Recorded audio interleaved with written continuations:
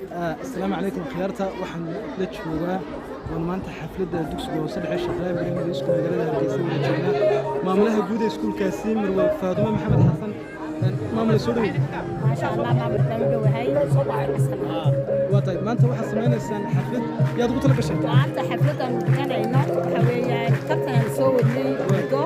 ilaa maxaa kore laba wiiga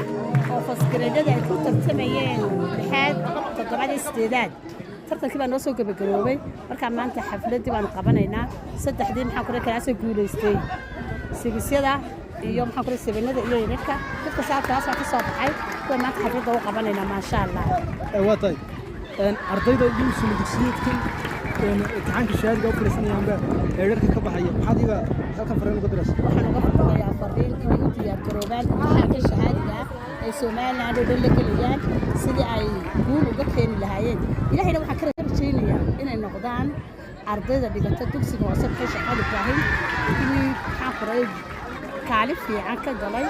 ku faa'iisay arday qori insha Allah bismillaah kariim aan igu soo hadin ayaan ka rajaynayaa inaan ku faraxnaan ka waadkoodba dugsigana ma u soo hoyaan waadkood iyo anakaba insha Allah xalay guuleysta dhammaan ardayda Soomaaliland oo dhan aniga u ducaynaya سيب عطيه الشقال إبراهيم وحلا إن شاء الله فرحت ما خلق كل مدونا الحاجة السكر إن شاء الله أن كالين نوعية وترتين سياني سكول كابو كقلة امتحان الشهادة ولا تعرف يا عم تعرف يا عم الجوات سميسين بيرجرون أو بيرجرون سنة امتحان الشهادة عرفتها سمعت الرطة شهادويك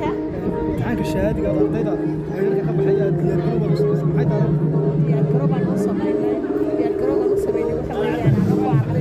يعني في سنة دير يصيبني أنت أعطيك كلا كذا محاضرة يحسوا لأنه بقنها إلى آخر راح أسيو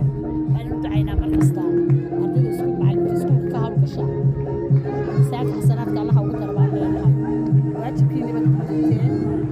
إلهي هاي الدلالة إلهي هاي الحفل لك يا أولاد إن شاء الله هذه هذا المملوك ما صرت دور ريال كاسي وحوها مملوك تسكو صدق شكله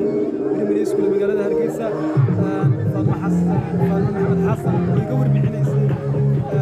هارك يقربوا يا أرضينا آدي الماساتي هل كانت كلا سعوطة مقال كان يلوى حفيز كمرباهينك دوكسكو صدح الشعال إبراهيم من يسكن أنا وحنا يحيي مسيب